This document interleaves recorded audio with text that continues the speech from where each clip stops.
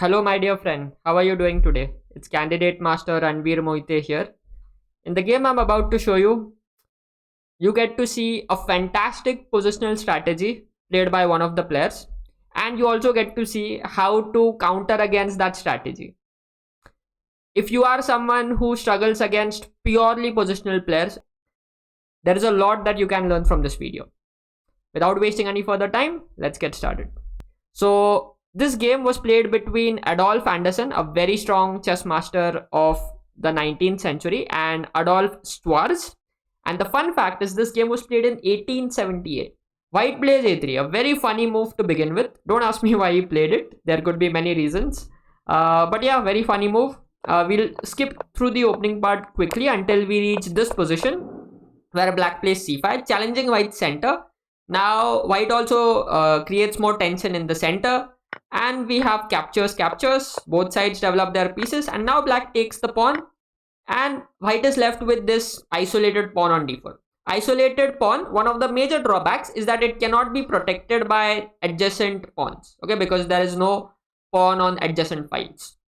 So often what happens is, if ever you are supposed to defend or you are forced to defend this isolated pawn, you have to do it with your pieces.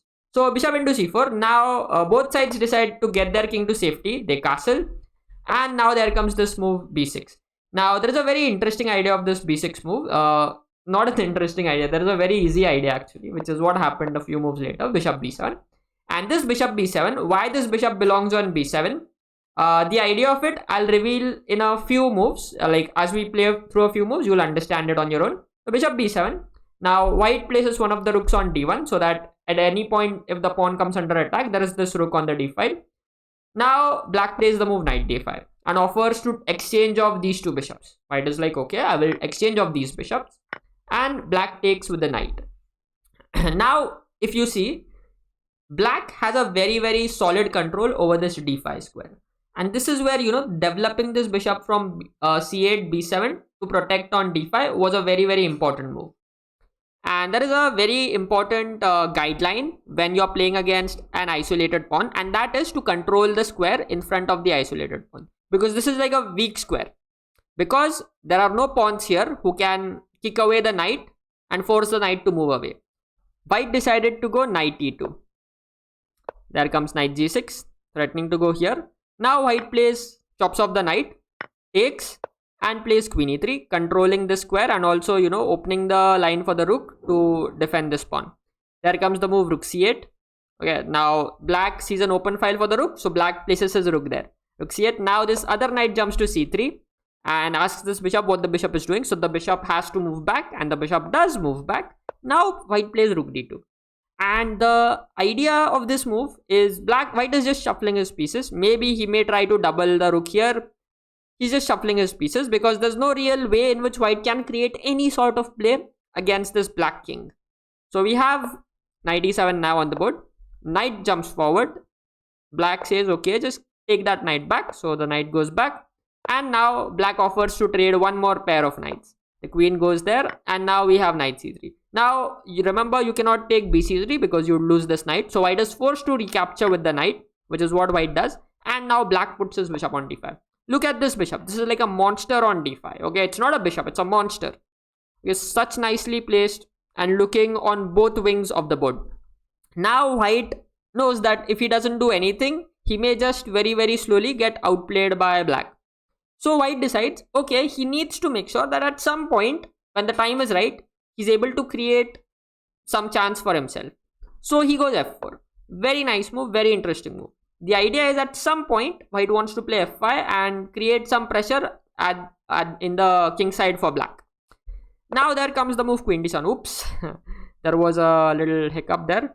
So h3, queen d7, white plays h3. Again, another very nice move. Now the point is, at some point you can hide this king on h2 if, let's say, ever there is a attack alongside this diagonal. Now black plays rook c6, and the idea of this move will be clear to you.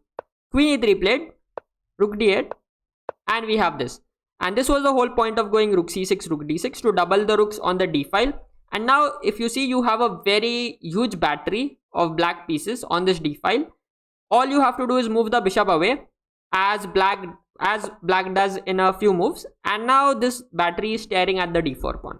So white has to defend it, and white goes rook d1.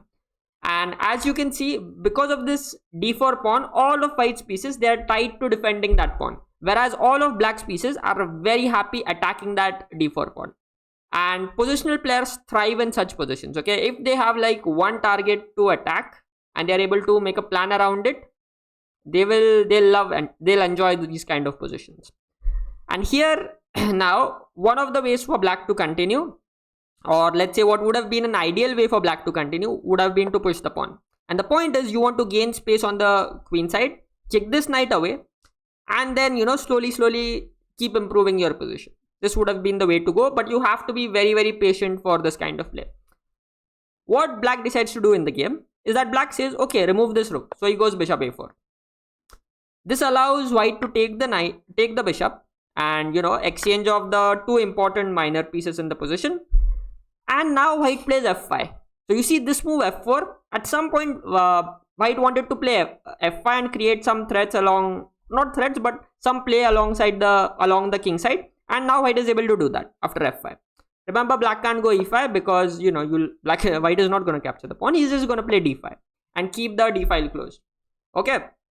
So that's why after f5, black now plays rook d5, attacks the pawn. But this allows white to take here, and now black is saying, next move I want to play e5, attack your pawn, and after I win the pawn, I'm going to be very happy. I have a winning position. If white goes queen e3, which is what he did in the game, now black goes queen d7, protecting the pawn. Next move, you do anything, e5 is coming. If you take here, you're going to lose this rook. It looks like a gone game for white. But this is where white is able to create chances for himself, and he's able to turn around the game. How does white do that? First, he goes rook f2. No more passive defense. This rook is switching into attack mode. Okay, this rook is switching into attack mode along this f file. But wait, there is nobody, like, where is that rook going to go? All the squares are covered. Well, we'll see. There comes e5. Black is carrying forward with his plan of attacking this d4 pawn. Now what do you do? Okay, this pawn is attacked. You can't take here because you lose the rook here. So now white plays another important move. He goes rook f1. And all of a sudden, this black king is going to come under a big attack. Black got tunnel visioned with just focusing on this weak pawn on d4. And he completely forgot that his king here could also become a weakness in the future. That is the problem with players who have a pure positional style. Often they will get tunnel vision. They'll just focus on one aspect of the board, and they might ignore other factors. You should be able to understand where they are not paying their attention to and try to make them pay for it. Okay. So now there is rook df1. This rook is now, they both are planning to land on f8. Black takes e into d4, and after this move, the position is completely lost. Because now white is able to give this check. Black takes king h7, and white goes queen e4 check. Now there is no way that the king can run, so check has to be blocked. You can't block it with your rook or queen. You have to block it with your pawn, so the pawn goes to g6. Now what will you play? There is a very beautiful move that white plays that just finishes off the game here. Can you find it? Pause the video and think about it. So here, white plays the move rook e8. Very nice move. The idea is to give this check and win the queen. So black is like, no, I'm not going to allow that. I'm going to play queen d6. But now white plays the move rook e6. Attacks the queen. The queen moves. And white plays queen g6 check. And if the king moves here, there's simply going to be a checkmate after rook e8. So because of that, black resigned in the game. I hope you learned an important lesson watching this game. If you did, do consider liking the video. And at the same time, if you are someone who enjoys watching classics, do consider subscribing to my channel